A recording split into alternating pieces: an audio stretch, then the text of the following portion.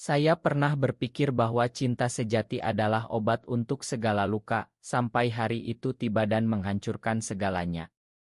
Aku, Arjuna, seorang pemuda biasa di Jakarta yang sibuk dengan pekerjaan kantor, tiba-tiba menemukan diriku terpuruk dalam kegelapan setelah dikhianati oleh orang yang paling kucintai. "Mengapa kau lakukan ini padaku?" gumamku dalam hati, tapi jawabannya hanya angin malam yang dingin menyapu wajahku. Hatiku berteriak, tapi mulutku diam. Aku merasa seperti iblis telah merasuki jiwa, membuat setiap napas terasa berat. Mengapa harus aku? Mengapa cinta sesama pria ini begitu rumit di tanah airku, di mana norma masyarakat seperti rantai yang mengikat? Aku ingat malam itu saat aku pulang dari kerja dan menemukan dia, kekasihku selama 2 tahun, dalam pelukan orang lain. "Ini bukan apa-apa," katanya, tapi matanya berbohong. Aku lari, meninggalkan apartemen kecil kami di kawasan Kemang, dan sejak itu dunia terasa runtuh. Aku tak bisa tidur, tak bisa makan, hanya merenung di kamar gelap, bertanya pada diri sendiri, apakah aku layak dicintai? Apakah identitasku sebagai gay membuatku pantas dihancurkan begini? Rasa sakit itu seperti api yang membakar dari dalam, membuatku memutuskan untuk berpura-pura gila. Ya, aku akan masuk ke rumah sakit jiwa, berpura-pura kehilangan akal, agar bisa menyembuhkan iblis ini tanpa ada yang tahu. "Ini cara terbaik," bisik hatiku meski ketakutan menyergap. Di sana, di rumah sakit jiwa Cipto Mangunkusumo, aku mulai perananku. Dokter-dokter memeriksaku, dan aku berpura-pura mendengar suara-suara yang tak ada. "Ada iblis di kepalaku," kataku pada psikiater, sambil menatap lantai. Mereka percaya, dan aku ditempatkan di bangsal khusus. Di sana, aku bertemu dengan pasien-pasien lain, tapi yang paling menarik perhatianku adalah Bima, seorang pria tinggi dengan mata coklat yang dalam, yang duduk sendirian di taman rumah sakit. "Siapa kau?" tanyaku suatu hari, saat aku berpura-pura berjalan sempoyongan. Dia tersenyum tipis, "Aku Bima, di sini karena depresi setelah kehilangan keluarga." Hatiku berdegup aneh. Mengapa dia terlihat begitu rapuh, tapi juga kuat? Kami mulai berbicara, meski aku harus menjaga peran gilaku. "Kadang aku merasa dunia ini tak adil," katanya, dan aku mengangguk, dalam hati berpikir, kau tak tahu betapa aku setuju.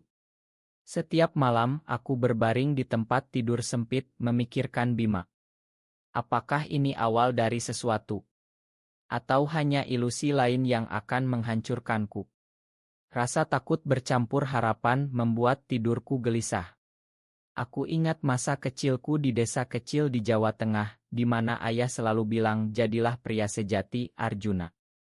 Tapi apa artinya pria sejati jika hatiku condong pada sesama? Iblis itu, pengkhianatan dari mantan kekasihku, membuatku ragu pada segalanya. Di rumah sakit, aku mulai membuka diri pada Bima, meski masih berpura-pura. "Aku melihat hantu setiap malam," kataku, "tapi sebenarnya hantu itu adalah kenangan." Bima mendengarkan, tangannya menyentuh bahuku pelan, dan getaran itu membuatku gemetar. "Kau tak sendirian," bisiknya. Hatiku berteriak, "Jangan jatuh lagi, Arjuna." Tapi mata Bima seperti magnet. Kami berjalan di taman, berbagi cerita. Dia cerita tentang keluarganya yang hilang dalam banjir di Semarang, dan aku merasa simpati yang dalam. Dalam hati aku bertanya, apakah dia seperti aku? Apakah dia merasakan tarikan yang sama? Konflik dalam diriku semakin kuat. Aku tak ingin menyakiti siapapun, tapi iblis pengkhianatan itu terus berbisik, semua akan berakhir buruk. Suatu hari, saat hujan deras mengguyur Jakarta, kami duduk di bawah atap, dan Bima bertanya, "Apa yang sebenarnya terjadi padamu?" Aku hampir mengaku, tapi menahan diri. "Hanya kegilaan," jawabku. Tapi matanya menembus, membuatku ragu. Apakah ini kesempatan untuk sembuh? Atau jebakan baru? Rasa cemas menyergap, tapi juga ada kehangatan yang lama tak kurasakan. Aku mulai mempertanyakan rencanaku, berpura-pura gila untuk menyembuhkan, tapi sekarang Bima membuatku ingin menjadi nyata lagi. Hatiku berdebat, jangan percaya, ingat pengkhianatan itu. Tapi Bima, dengan senyumnya yang tulus, mulai meruntuhkan tembokku. Setiap pertemuan, emosiku semakin bergolak. Aku ingat saat pertama kali merasakan cinta sesama Disma, diam-diam tapi bahagia. Kini semua rusak. Di rumah sakit, aku belajar meditasi dari terapis, tapi pikiranku selalu ke Bima. Dia berbeda, bisik hatiku. Tapi iblis berkata, semua sama saja. Konflik ini membuatku lelah, tapi juga hidup. Mungkin inilah awal penyembuhan. Hari-hari di rumah sakit berlalu seperti mimpi buruk yang manis, di mana Bima menjadi cahaya di tengah kegelapan hatiku. Aku semakin sering mencuri pandang padanya, merasakan tarikan yang tak bisa kueja. Apa ini cinta lagi, gumamku dalam hati, tapi segera kutepis, ingat pengkhianatan yang masih membara. Bima mulai membuka diri lebih dalam, cerita tentang masa lalunya sebagai seniman di Yogyakarta, yang kehilangan inspirasi setelah tragedi keluarga. Aku merasa kosong, katanya, dan aku ingin memeluknya, tapi peran gilaku menghalangi. Dalam hati aku berteriak, aku juga kosong Bima. Tapi mulutku hanya bergumam kata-kata tak jelas. Suatu malam, saat insomnia menyerang, aku menyelinap ke taman dan menemukannya duduk sendirian, menatap bintang. Tidak bisa tidur, tanyanya lembut. Aku mengangguk, duduk di sampingnya. Udara malam Jakarta yang lembab menyentuh kulit, tapi kehangatan dari Bima membuatku lupa segalanya. Kami berbicara panjang tentang mimpi dan ketakutan. Aku takut mencintai lagi, katanya tiba-tiba, dan hatiku berhenti. Apakah dia tahu? Apakah dia merasakan hal yang sama? Konflik dalam diriku semakin sengit, aku ingin mengaku, tapi iblis pengkhianatan berbisik, dia akan meninggalkanmu seperti yang lain. Aku ingat mantan kekasihku, bagaimana dia berjanji selamanya, tapi akhirnya memilih hidup normal dengan wanita. Rasa sakit itu seperti pisau yang menusuk lagi. Di rumah sakit, dokter mulai curiga dengan kemajuanku yang lambat. Kau tampak lebih baik, kata psikiater, dan aku panik, memperburuk aktingku. Bima melihat itu, dan suatu hari dia menarikku ke sudut, Arjuna, apa yang kau sembunyikan? Matanya penuh kekhawatiran, membuat hatiku meleleh. Aku hampir menangis, tapi menahan. Dalam hati aku berdebat, percayalah padanya, atau lanjutkan sandiwara. Emosi semakin membara, seperti badai di dalam dada. Kami mulai menghabiskan lebih banyak waktu bersama, berjalan di koridor, berbagi makanan. Bima menyentuh tanganku pelan saat berbicara, dan getaran itu membuatku gemetar. Kau spesial, bisiknya suatu kali, dan aku merasa dunia berputar. Tapi malam itu, mimpi buruk datang, aku melihat mantan kekasihku tertawa, kau bodoh, Arjuna. Bangun dengan keringat dingin, aku menyadari iblis itu masih ada. Aku harus lebih hati-hati. Di grup terapi, Bima berbagi ceritanya, dan aku mendengarkan dengan hati hancur. Dia cerita tentang cinta pertamanya, seorang pria, yang meninggalkannya karena tekanan keluarga. Itu menghancurkanku, katanya, dan air mata mengalir. Hatiku berteriak, sama seperti aku. Aku ingin memeluknya, tapi hanya bisa diam. Konflik inner semakin kuat, membuatku gelisah. Apakah ini takdir? Atau ujian baru? Aku mulai menulis jurnal rahasia di kamar, menuangkan emosi, Bima, kau membuatku ingin hidup lagi, tapi aku takut. Rasa takut dan harapan bercampur, seperti racun dan obat. Suatu hari, saat hujan deras, kami berlindung di gazebo, dan Bima memegang tanganku. Aku merasakan sesuatu padamu, katanya pelan. Hatiku meledak, ya Tuhan, apa ini? Tapi iblis berbisik, jangan percaya. Aku tarik tangan berpura-pura kambuh, tapi dalam hati aku menangis. Emosi ini semakin dalam, membuat setiap detik terasa menyiksa. Aku ingat budaya kita di Indonesia, di mana cinta seperti ini sering disembunyikan tapi hati tak bisa bohong. Bima tak menyerah, dia terus mendekat, membuatku semakin terpecah. "Mengapa kau tolak aku?" tanyanya suatu kali, dan aku hanya bisa diam dalam hati. Aku berdoa, "Tolong, biarkan ini benar." Konflik ini seperti api yang semakin besar, membakar jiwaku. Aku merasa lebih hidup, tapi juga lebih rapuh. Mungkin inilah jalan penyembuhan yang sebenarnya.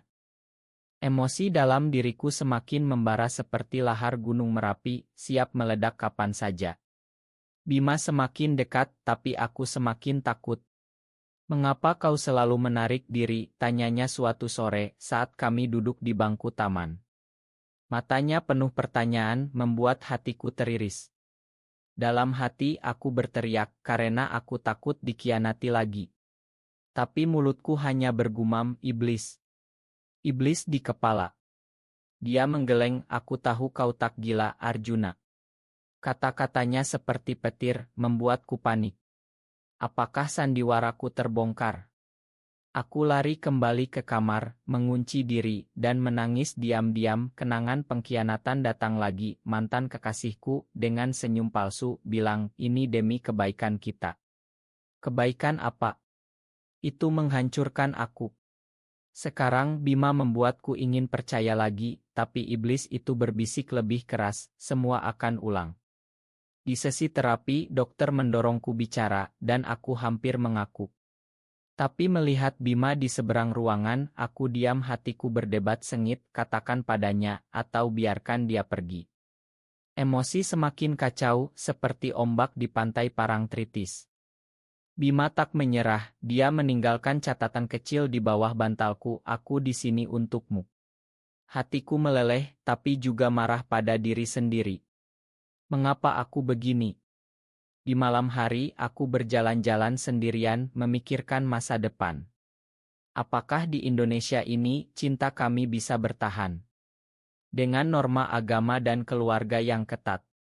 Konflik inner semakin dalam, membuatku merasa seperti terbelah. Suatu hari, terjadi insiden, seorang pasien lain mengejek Bima karena terlalu eminin, dan aku marah besar, hampir memukulnya. Bima menarikku, "Tenang, Arjuna." Tapi dalam hati aku berteriak, "Aku lindungi kau." Itu membuatku sadar, aku sudah jatuh cinta. Tapi pengakuan itu menyiksa. Aku ingat saat kecil, di masjid desa, mendengar ceramah tentang dosa, dan merasa bersalah atas perasaanku. Kini itu semua kembali. Bima mengajakku bicara pribadi, ceritakan padaku yang sebenarnya. Aku ragu, tapi akhirnya pecah. Aku berpura-pura gila karena dikhianati oleh kekasihku. Air mata mengalir, dan Bima memelukku pelan.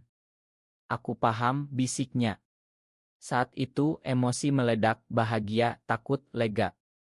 Tapi malam itu mimpi buruk datang lagi, lebih ganas. Aku bangun berteriak, dan Bima datang menenangkan. "Aku tak akan tinggalkan kau," katanya. Hatiku bergetar, benarkah? Konflik semakin kuat, seperti badai di Laut Jawa. Aku mulai percaya, tapi iblis masih ada. Kami berbagi lebih banyak tentang mimpi kami. Bima ingin kembali melukis, dan aku ingin hidup bebas. Tapi realitas menyergap, keluargaku di desa tak akan terima. Emosi ini seperti gelombang tinggi, membuatku tenggelam. Suatu kali kami hampir berciuman di taman, tapi aku mundur. "Ma," kataku. Bima terluka, "Mengapa?" Dalam hati aku menjawab, "Karena aku takut kehilangan." Konflik inner ini semakin menyiksa, tapi juga membuatku lebih kuat. Aku merasa emosi semakin dalam, seperti sungai yang mengalir deras. Mungkin dengan Bima aku bisa lawan iblis itu. Tapi tanda-tanda buruk mulai muncul, dokter memanggilku, bilang aku bisa pulang. Panik, aku tak ingin tinggalkan Bima. "Tetap di sini," bisik hatiku. Emosi semakin bergolak, siap untuk ledakan besar. Ledakan emosi dalam diriku seperti letusan Krakatau, menghancurkan segala ketenangan yang tersisa. Setelah pengakuan itu, Bima dan aku semakin dekat, tapi rahasia mulai terbongkar. Suatu hari, mantan kekasihku muncul di rumah sakit mencariku. Arjuna, aku menyesal, katanya di depan pintu bangsal. Hatiku hancur lagi, mengapa sekarang? Bima melihat itu dan matanya penuh kecemburuan. Siapa dia? Tanyanya tajam. Aku jelaskan tapi konflik meledak, Bima marah, kau masih cinta dia. Dalam hati aku berteriak, tidak.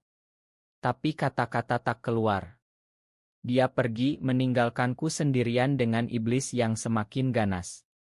Malam itu aku tak tidur, memikirkan pengkhianatan ganda. Mengapa hidup begini kejam? Di Indonesia, di mana cinta seperti ini sudah sulit, kini ditambah drama ini. Aku menangis, bertanya pada Tuhan, apa salahku? Pagi harinya aku cari Bima, tapi dia menghindar. Konflik inner semakin parah, seperti api yang tak padam. Aku ingat saat kami pertama bertemu, betapa dia menyembuhkan lukaku pelan-pelan. Kini semuanya runtuh. Dokter bilang aku sembuh, tapi hatiku lebih sakit. Aku putuskan konfrontasi, Bima, dengar aku, kataku di taman. Dia menatap dingin, kau bohong padaku. Air mata mengalir, dan aku ceritakan semuanya, pengkhianatan, pura-pura gila, dan cinta padanya. Aku tak ingin kehilangan kau, bisikku. Bima diam, lalu memelukku erat. Aku juga, katanya. Emosi meledak, lega, cinta, tapi juga ketakutan. Tapi lalu, pengkhianatan datang, mantan kekasihku hubungi Bima diam-diam, bilang aku tak stabil. Bima ragu, dan kami bertengkar hebat. Kau percaya dia daripada aku, jeritku. Hatiku teriris dalam, seperti ditusuk ribuan jarum. Konflik ini semakin dalam, membuatku meragukan segalanya. Aku lari ke kamar, menulis surat, Bima, iblis ini terlalu kuat. Tapi tak kukirim. Malam hari, badai emosi semakin ganas. Aku mimpi Bima pergi, dan bangun dengan hati hancur. Pagi aku temui dia lagi, makan aku.